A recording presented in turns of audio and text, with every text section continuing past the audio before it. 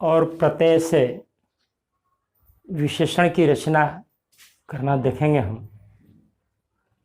इसके पहले हमने विशेषण के भेद, विशेष्य और विशेषण में संबंध, विशेषण के लिंग वचन कारक के अनुसार परिवर्तन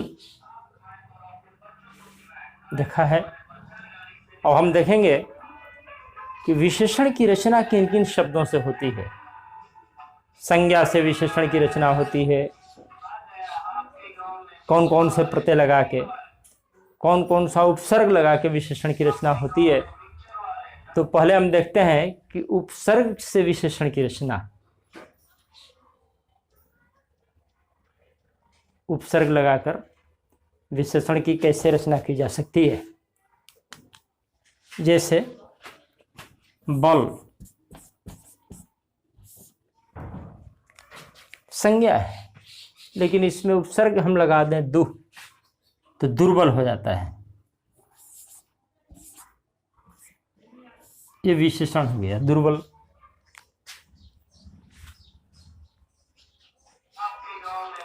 डर है, डर में नी हम उपसर्ग लगा दिए, निडर हो गया, निडर विशेषण है। बल में प्र लगा दिए, प्रबल विशेषण हो गया। स उपसर्ग लगा दिए, सबल, ये विशेषण हो गया।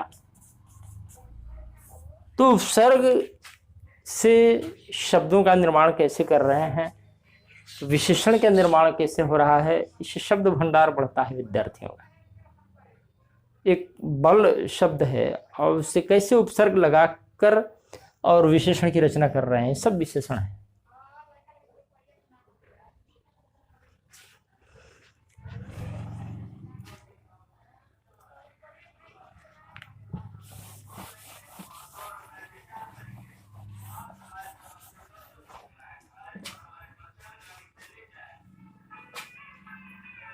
प्र लगाकर, निर लगाकर, सु लगाकर, ओ लगाकर विभिन्न उपसर्गों से हम विशेषण की रचना करते हैं।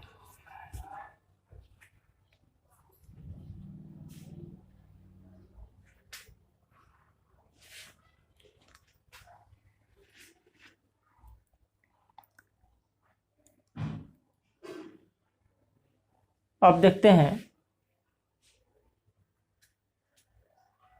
कि प्रत्यय लगा करके, अच्छा ये हिंदी के उपसर्ग हैं, बहुत सारे अन्य उपसर्ग भी हैं हिंदी संस्कृत के, जिन्हें शब्दों के प्रारंभ में लगा करके और हम विशेषण बनाते हैं। एक बे फारसी का उपसर्ग है, बे। उन्हीं शब्दों का चयन कर रहे हैं हम जिनका हम प्रयोग करते हैं प्रतिदिन बोलने में, लिखने में। बे उपसर्ग है या फारसी का उपसर्ग है।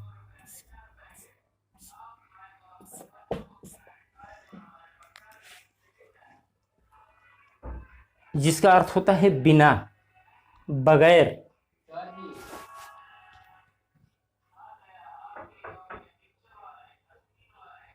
और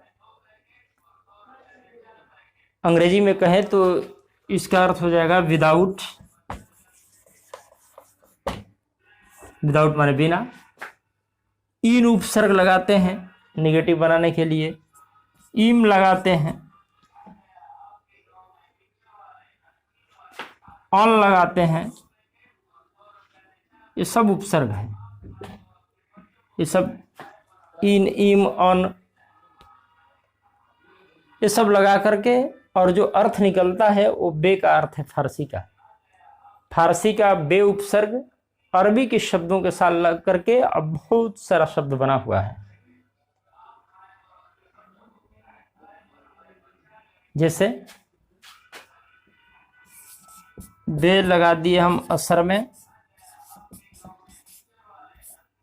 हो गया बेअसर, और यह विशेषण है बेअसर।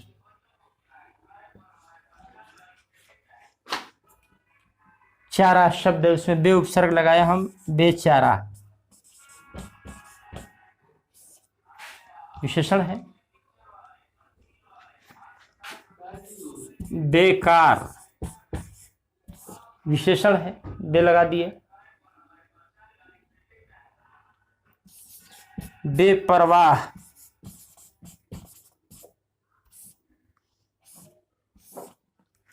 प्रवाह में बे लगा दिए, वो बेपरवाह विशेषण हो गया। अब एक रोचक अंतर है यहां,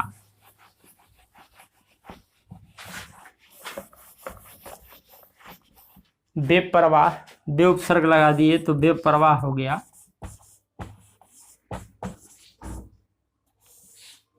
ला उपसर्ग लगा देते हैं तो लापरवाह हो जाता है। दोनों में क्या अंतर है? बेपरवाह लापरवाह, प्रवाह में ही बे उपसर्ग लगा तो बेपरवाह, और ला लग गया लापरवाह। बोलते तो दोनों हैं हम, लेकिन अंतर नहीं समझ पाते हैं कि दोनों का अंतर क्या है। एक यह केयरलेस है तो यह केयर फ्री है। एक का सेंस पॉजिटिव है तो दूसरे का निगेटिव है। एक बेपरवाह की गणना गुण में हो सकती है तो लापरवाह की गणना दुर्गुण में हो सकती है। लापरवाही कमजोरी है मनुष्य की, लेकिन बेपरवाही को कमजोरी नहीं कह सकते हैं। बेपरवाही का प्रयोग अच्छे सेंस में किया जाता है।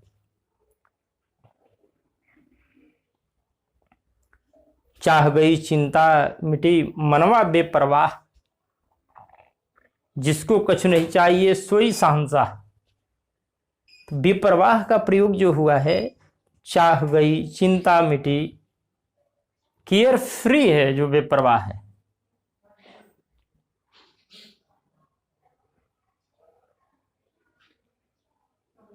जिसको कछु नहीं चाहिए सोई शहंशाह, हो बेपरवाही से जीवन बिता रहा है। लेकिन लापरवाह जो करना चाहिए वो भी नहीं कर रहा है। ला उपसर्ग है जिसका अर्थ होता है नहीं। लापता जिसका कोई पता ना हो।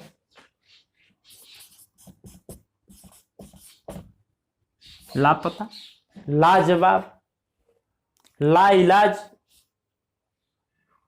ये ला उपसर्ग भी नहीं का द्योतक है, लेकिन नेगेटिविटी है उसमें। चाहे लापता हो, ला इलाज हो, लापरवाह हो,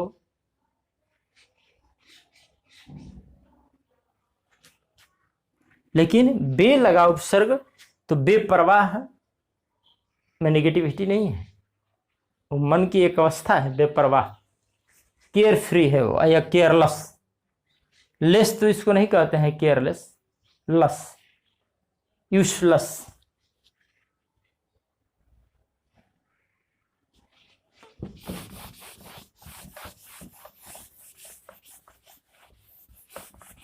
बे का प्रयोग हम लोग दैनिक जीवन में करते हैं रोज रोज, लेकिन ये जानना जरूरी है कि बे एक फारसी का उपसर्ग है।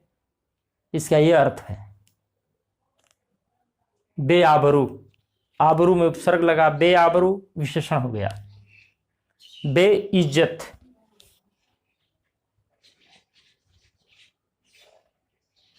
बेईमान, बेकरार, करार है और बे लग गया। ये सब ये फारसी और अरबी के साथ मिलकर के बना है। फारसी उपसर्ग अरबी शब्द के साथ लगा। बेखबर, खबर अरबी है।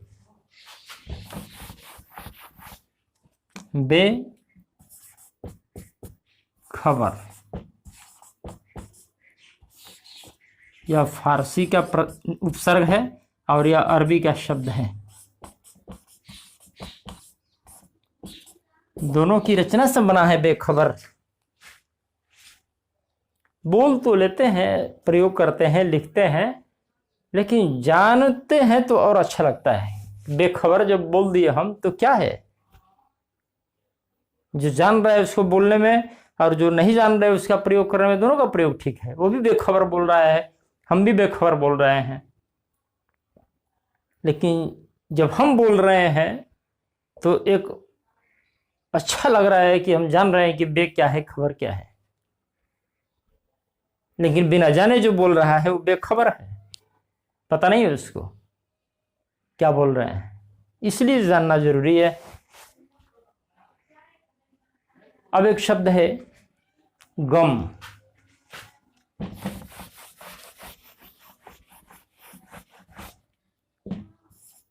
गम दो तरह से लिखा जाता है, एक है गम्य, एक है गम्य। दोनों में उपसर्ग लगा दिए हम बे, इसमें भी लगा दिए बे। ये बेगम और ये बेगम।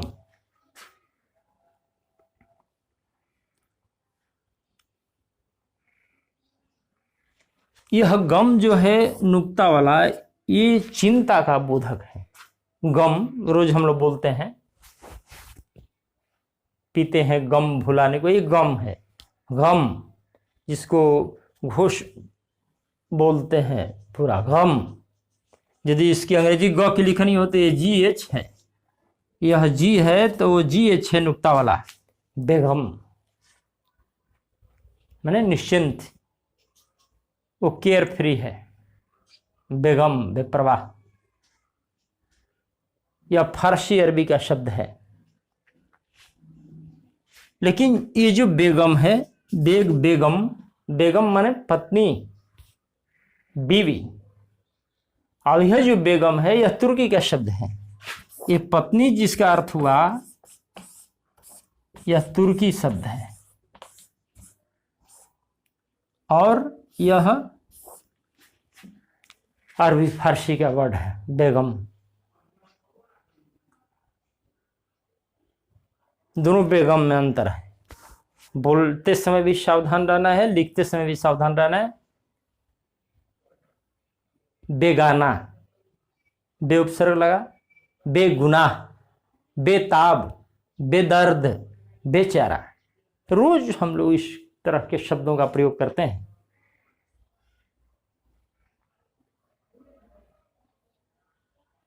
तो इसलिए जरूरत है, सब विशेषण है। जितना बे लगा के उपसर्ग, फारसी का उपसर्ग बे लगा करके बताया हमने शब्द, ये सब विशेषण है। और बहुत सारे शब्द हैं, रोज हम उसका प्रयोग करते हैं। ये एग्जाम्पल दे रहे हैं, जितना शब्द आप प्रयोग कर रहे हैं बे लगा के उपसर्ग, वो सब इस तरह का है और सब विशेषण है। एक उदाहरण दिया जा रहा है, ढूंढेंगे तो और बहुत शब्द मिलेंगे ऐसे। बेचैन, बेकल, बेरोजगारी, बेरोजगार, बहुत सारे शब्द हैं।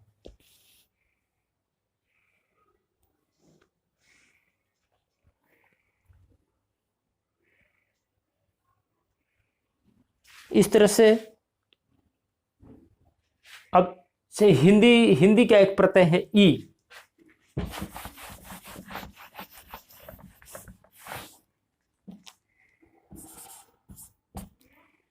जिस शब्द में इसको लगाते हैं वो विशेषण हो जाता है। जैसे दान, दान में लगा दिए ई, दानी। शहर में लगा दिए शहरी।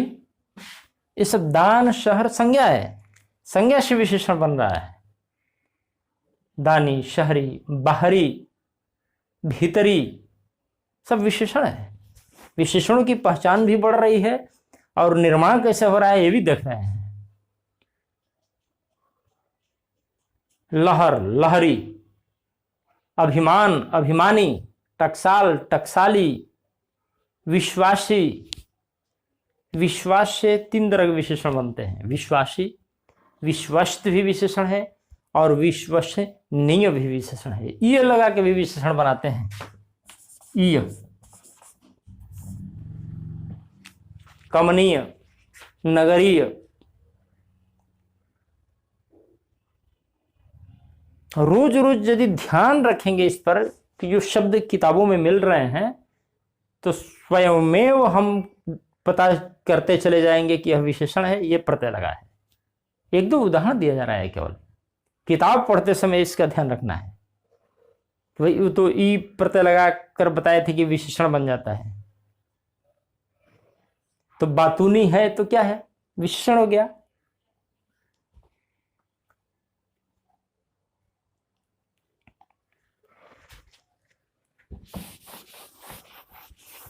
ये लगा करके बना,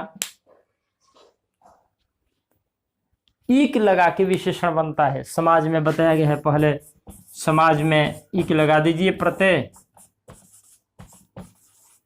तो यह सा हो जाता है, सामाजिक हो गया। समाज से सामाजिक, ये विशेषण है। ईक, ईक लगेगा तो हर्ष ही रहेगा। ईक ईत, इत भी इत लगेगा, वो भी हर्ष ही है। इत लगा के व्यवस्थित, व्यथित, कथित, पीड़ित, दुखित सब विशेषण है।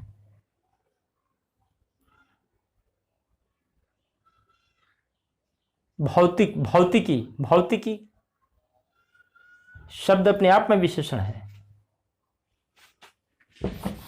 ईक लगा करके एक और देखते हैं, जैसे जैविकी है। जैविकी एक शब्द है, यह जैविकी संज्ञा है। अब इसमें जब ईक लगा, जैविक जीव, जैविक जीव से जैविक बना, जीव से जैविक, और जैविकी फिर संज्ञा है, बायोलॉजी। जीव से जैविक। एक शब्द है वित्तीय, जानकारी के अभाव में उसमें बहुत से लोग सही भी देते हैं आगे भी। वित्त ऐसे है, जब ये प्रत्यय लगाते हैं तो ये दीर्घ से होता ही है, ये हो गया, तो वित्तीय ऐसे लिखा जाना चाहिए, तत्त संयुक्त है वह, वित्तीय ईय है। एक दिन आया था, आत्मा से बनाना था, आत्मिक,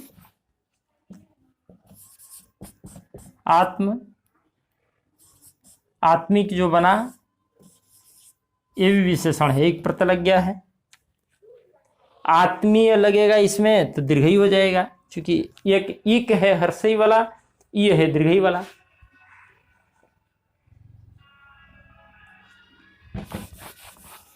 एक और साइंस का वर्ड है अणु। अच्छा, अणु, इसके बाद एक सुने हैं आणविक, और बीच में कोई शब्द है क्या?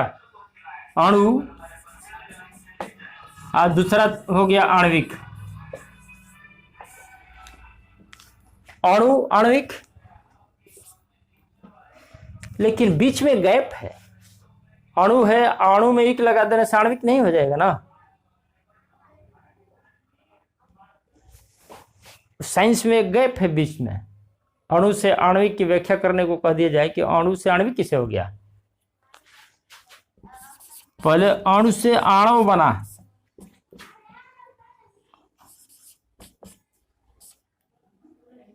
अणु में जब अण प्रत्यय लगाएंगे तो हो गया आणव, और जब फिर ईक लगाएंगे तो दीर्घ होके और यह आणविक बना।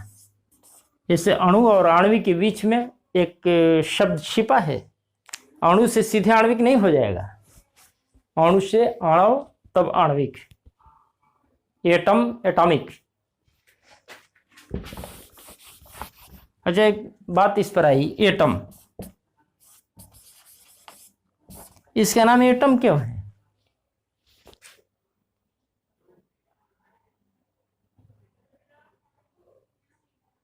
इसके नाम में छिपा हुआ है, ये निगेटिव का सेंस देता है। नॉट टम माने टुकट, ये टम जो है, टम का अर्थ हुआ टुकट, डिवाइड।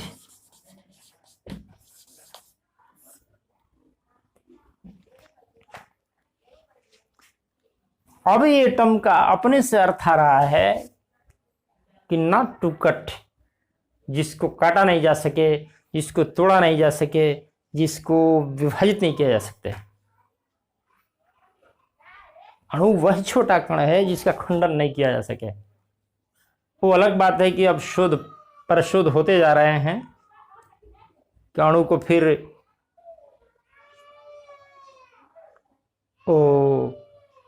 परमाणु, एटम, परमाणु, परम उसमें लगा है।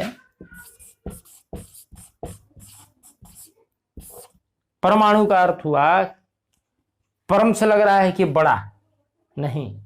अणु जब छोटा है तो परमाणु उससे भी छोटा है।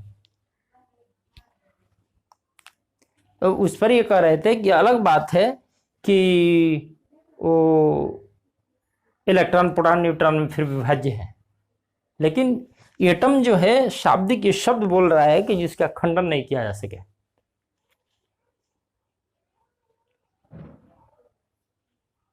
परमाणु की अंग्रेजी एटम। परमाणु का अर्थ ही है कि जिसका विभाजन नहीं हो, जो अविभाज्य है। परम अणु महान छोटा है, वह अणु से भी छोटा।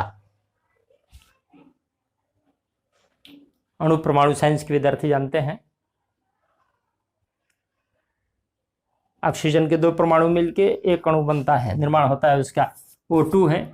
इसमें ऑक्सीजन के 2 परमाणु मिले हैं लेकिन अणु एक है, तो अणु बड़ा है परमाणु से। इसलिए परमाणु को कहा गया है एटम विभाज्य नहीं है वो। नट टू कट, ए नट, टम माने कट, तो नाम में ही छिपा है इसका अर्थ एटम।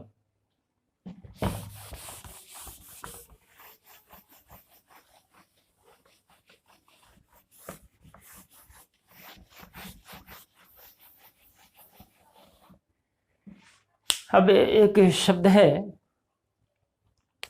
हम लोग प्रयोग करते हैं हमेशा शिक्षा में। शिक्षा संज्ञा है, इसमें इक लगा दिए तो हो गया शैक्षिक।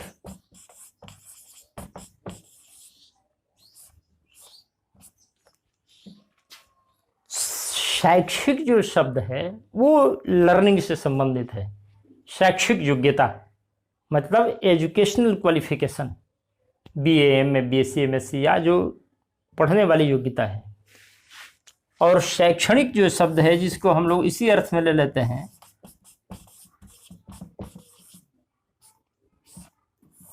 शैक्षणिक, वो शिक्षण में एक लगा के बना है। शैक्षणिक, शिक्षण में एक लगा दिए, हो गया शैक्षणिक। तो शिक्षण टीचिंग से संबंधित है। टीचिंग रिलेटेड जो योग्यता है मूलतः शैक्षणिक वो होना चाहिए। जैसे B.Ed किए हुए हैं वो शैक्षणिक, लेकिन जब प्रशैक्षणिक एक अलग से उपसर्ग लगा दिया जाता है उस समय हम वो अर्थ लगाते हैं। जब शैक्षणिक और प्रशैक्षणिक बोल दिया जाए तो शैक्षणिक एजुकेशनल क्वालिफिकेशन हो गया, प्रशैक्षणिक वो टीचिंग का क्वालिफिकेशन है। लेकिन मूलतः देखेंगे तो शिक्षा में एक लगाकर शैक्षिक और शिक्षण में एक लगा के शैक्षणिक, टीचिंग का विशेषण है। शैक्षिक, शैक्षणिक, प्रशैक्षणिक। तो शिक्षा नाउन है तो शैक्षिक और शैक्षणिक विशेषण है।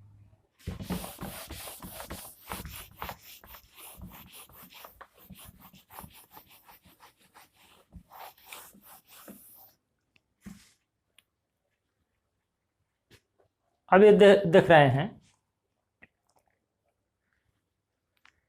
जो चर्चा के लायक शब्द है, ए प्रत्यय लगा के भी हम विशेषण बनाते हैं। जैसे अजय एक शब्द है, अजय, इसमें ए लगा के हम अजय बना देते हैं।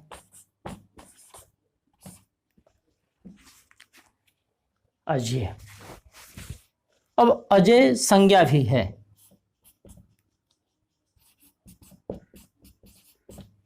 और विशेषण भी है, लेकिन यह जो है केवल विशेषण है।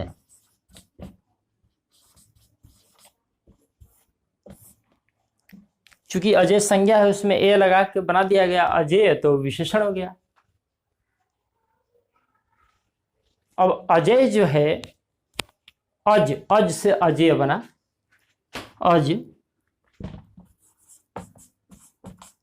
अज में जब ए लगा दिए तो अजय, अजय, और अज में यह लगाकर अजय। अज का जब अर्थ हुआ अजन्मा, यह अज है। अ माने नहीं, जैसे एटम में हुआ ए माने नहीं, उसी तरह अ माने नहीं, ज माने जन्म लेना। अज का अर्थ हुआ अजन्मा, तो वो विशेषण है अज। अज का जब अर्थ हुआ अजन्मा, जिसका जन्म न हो, ये विशेषण है। लेकिन अज का जब अर्थ हुआ, अज माने ब्रह्मा भी होता है, हिंदी के लोग जानते हैं, तब वो संज्ञा है, तब ये संज्ञा है।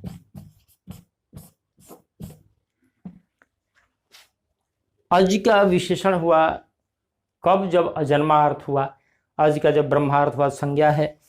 इसी संज्ञा वाले में अजय, अज लगा करके और अजय बना दिया गया। अब अजय का अर्थ है जिसे जीता नहीं जा सके, वो विशेषण है अजय, जो जीता ना जा सके। अजय अब एक शब्द है। अजय संज्ञा तब है जब इसका अर्थ है हार। अजय माने जब हार, पराजय, तो संज्ञा है। लेकिन अजय का एक अर्थ यह भी है जो जीता ना जा सके, वो अजय, तो विशेषण है वो। अजय बहुत लोगों का नाम है, इसलिए चर्चा कर रहे हैं कि क्या मतलब है अजय का। जब अर्थ लगाएंगे हार, पराजय, तो संज्ञा, और जब अर्थ लगाएंगे जो जीता ना जा सके, विशेषण। लेकिन अजय का अर्थ है जो जीता ना जा सके, एक, इसलिए वो विशेषण ही है। अजय विशेषण ही है, संज्ञा नहीं है। तो दोनों का अर्थ है, अजय माने भी जो जीता ना जा सके, और अजय माने जो जीता नहीं जा सके। लेकिन दोनों में क्या अंतर है कि अजय विशेषण ही है, और अजय विशेषण है और संज्ञा भी है। कब? जब अजय माने पराजय तो संज्ञा, अजय माने जो जीता नहीं जा सके तो विशेषण। जीत को सके अजय रघुराई, अजय माने जो जिसको जीता नहीं जा सके। इस शब्दों का अर्थ है। इस तरह से शब्दों की जानकारी रखते हैं, तब जब जानते हैं कि कैसे रचना हुई है उसकी।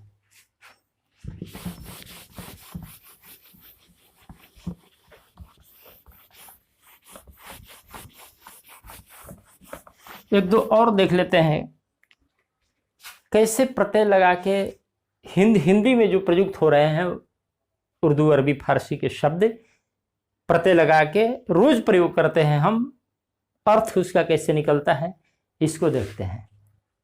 जैसे हम लोग रोज प्रयोग करते हैं घड़ीसाज, घड़ीसाज, घड़ीसाज, घड़ीसाज, साज माने बनाने वाला, वो घड़ीसाज है। रंगसाज,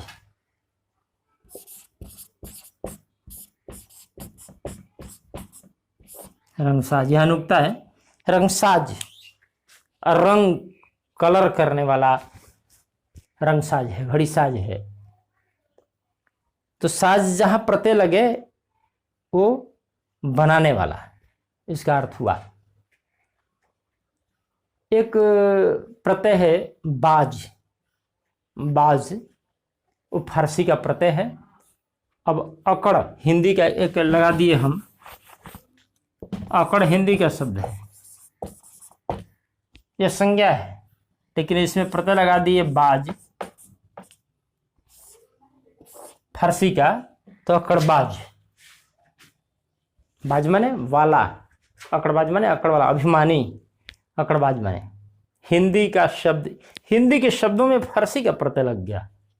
ये कैसे शब्दों का निर्माण हो रहा है जिनका हम रोज प्रयोग करते हैं, नहीं जान रहे हैं, बड़े रोज प्रयोग करते हैं। अकड़बाज, रंगबाज, दगाबाज, रोज प्रयोग कर रहे हैं।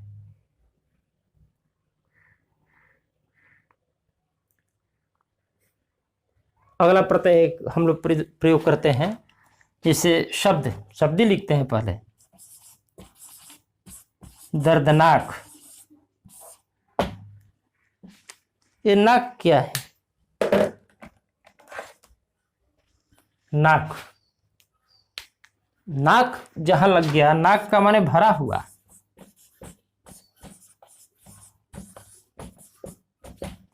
ये दर्दनाक क्या है? दर्द से भरा हुआ।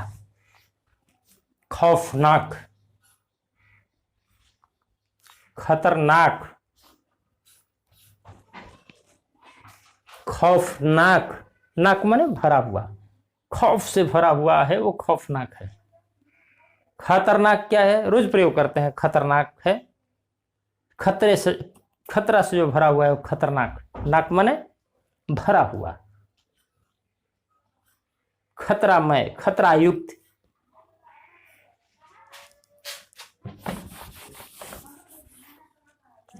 अब हम लोग प्रयोग करते हैं अक्ल मंद। अब मंद लग गया प्रत्यय, मंद का अर्थ वाला, अक्लमंद माने अक्ल वाला, बुद्धिमान।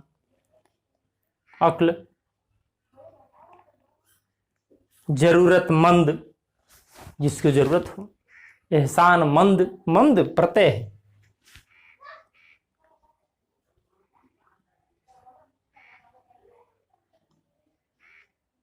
अब जहां जहां मंद लगे, जिन शब्दों में पढ़ने के दौरान, जहां किताबों में मिले, उसका अर्थ पता चल जाएगा हमें क्या अर्थ है। एक दो उदाहरण दे रहे हैं। गिर, एक जैसे हम रोज प्रयोग करते हैं, राहगीर।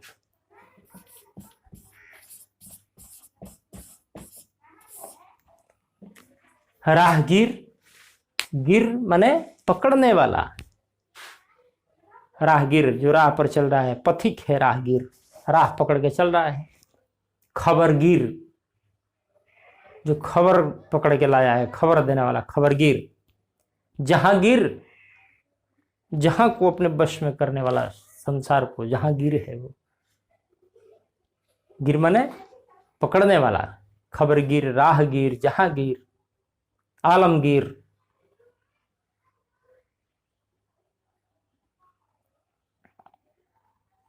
तो ये एक उदाहरण दे रहे हैं और उस पर अनेक शब्द मिलेंगे अध्ययन के दौरान, वाचन पठन लेखन के दौरान उसका अर्थ लगाते हैं। एक है दार वाला, दार जिसमें हम लोग लिखते हैं जमादार, पुलिस का। दार माने वाला, दार, दार माने भी वाला, युक्त। रोज रोज के प्रयोग के शब्द देखिए। हवादार, कमरा हवादार होना चाहिए। हवादार माने हवा वाला, आना जाना हवा का हो। हवादार। खबरदार, हिस्सेदार माने हिस्सा वाला। हिस्सेदार कौन है? हिस्सा वाला है हिस्सेदार। हवलदार, दार लगा हुआ है। पहरेदार, जो पहरा दे रहा है वो पहरेदार है, रोज प्रयोग कर रहे हैं। गद्दीदार, जानदार, शानदार। कितना हम लोग शब्द प्रयोग करते हैं दार लगा के। तो दार प्रत्यय है, जिसका अर्थ है वाला। शानदार माने शान वाला, जानदार माने जान वाला। दार इसका बोध कराता है। एक है खोर, खोर माने खाने वाला। जैसे हम लोग खोर नहीं याद किए हैं, शब्दों को अध्ययन के क्रम में देखे हैं कि भाई हवाखोर आया है, इसका क्या अर्थ है? हवाखोर, हवा खाने वाला।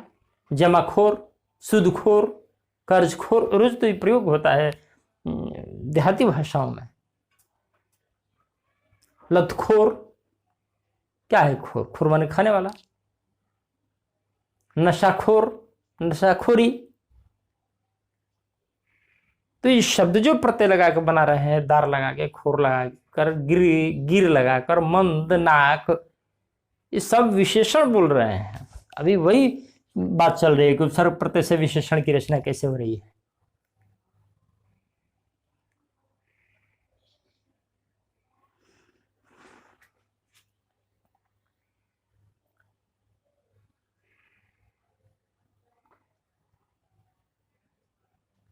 तो इन सब शब्दों की मैंने चर्चा किया। हिंदी संस्कृत के उपसर्ग लगाकर विशेषण बनाना, हिंदी के प्रत्यय लगाकर विशेषण बनाना, अरबी फारसी के उपसर्ग लगाकर विशेषण बनाना, अरबी फारसी उर्दू के प्रत्यय लगाकर विशेषण बनाना, तो ये सब शब्द भंडार में वृद्धि करता है और समझ पैदा होती है इससे। अभी और देखें, खत्म नहीं हुआ है विशेषण की रचना। अभी और देखेंगे कि कौन कौन से शब्द हिंदी में हम प्रयोग कर रहे हैं जिसका कोई मतलब है, कौन सा उपसर्ग लगा है, कौन प्रत्यय लगा है, आगे अभी देखेंगे इसी विशेषण के पाठ के अंतर्गत ही। तो इसके साथ कि आगे अभी और उपसर्ग प्रत्यय लगा करके हिंदी संस्कृत अरबी फारसी के और शब्दों की रचना करेंगे विशेषण में। और विशेषण की जो अवस्था होती है, सामान्य अवस्था है, इसके बाद जिसे अंग्रेजी में हम लोग पॉजिटिव, कंपैरेटिव और सुपरलेटिव कहते हैं, उस तरह से हिंदी में भी है। सहज अवस्था है विशेषण की, महत्, उत्तरावस्था है महत्तर, उत्तमावस्था है महत्तम, इसको भी देखेंगे। ये भी शब्द रचना काम में आती है। शब्दों का शुद्ध प्रयोग कैसे करेंगे, जब ये सब जानेंगे तो पता चलेगा कि महत्तम लिखते हैं तो कैसे लिखते हैं। एक उदाहरण के साथ समाप्त करेंगे। महत्तम लिखे, गणित का शब्द है महत्तम, समापवर्तक बच्चे कहते हैं, और लघुत्तम लिखते हैं।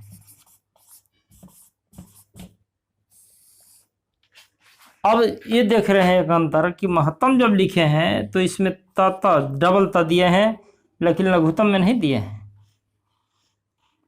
या तो बच्चे इसमें भी नहीं देते हैं, या तो इसी के तर्ज पर इसमें भी दे देंगे, या तो देखे हैं किताब में वैसे लिख रहे हैं, जान नहीं रहे हैं कि क्यों। विद्यार्थियों से पूछ के हमने देखा है, शिक्षकों से चर्चा करके हमने देखा है गणित के, कि यहां रहेगा डबल त तो क्यों रहेगा, और यहां नहीं रहेगा तो क्यों नहीं रहेगा, कि किताब में लिखा है इसलिए लिख रहे हैं। ये विशेषण की बात है। अब आगे अवस्था की बात करेंगे। तो रचना एक उदाहरण देकर, महत, ये जो शब्द है ऐसे बना है महत। अब ये जो पहले से ही त है आधा, इसमें तर लगाएंगे तो डबल हो ही जाएगा महत्तर। अब आप समझ गए होंगे कि क्यों इसमें डबल त है। और तीसरा अवस्था उत्तम अवस्था लगाएंगे तो पहले से ही त आधा है तो एक त और रहता है, और इसलिए महत्तम। पहले से त है, महत शब्द है, मह नहीं है कि महत्तर महत्तम कर दिए बिना त का, महत। और लघुत्तम में क्यों नहीं लगा, कि लघु है, इसमें कहीं आधा तो इसके जैसा नहीं है, इसलिए लघु। तब लघु में तर जोड़ेंगे तो डबल तक की जरूरत कहाँ है, केवल तर जोड़ दिए। और इसमें जब तम जोड़ेंगे लघु में तो कम तम केवल जोड़ दिए। ये कारण है कि महत्तम में डबल त और लघुत्तम तम में नहीं। जिस दिन अध्याय आवे महत्तम लघुत्तम का, बच्चों को भी बताया जाना चाहिए। ऐसा नहीं कि नहीं समझेंगे वो, और उस दिन से कभी गलती नहीं करेंगे। बच्चे एक जगह और कंफ्यूजन करते हैं, महत्तम समापवर्तक और लघुत्तम समापवर्ती। वो समापवर्तक क्यों है, समापवर्त क्यों है, उस गणित को बनाने में इसका अर्थ स्पष्ट होता है। तो ये सब मेरे कहने का अर्थ है कि जो शब्दावली चाहे इंग्लिश में हो या हिंदी में हो, तो बच्चों के सामने उसको स्पष्ट किया जाना चाहिए कि ऐसा क्यों लिखते हैं। धन्यवाद।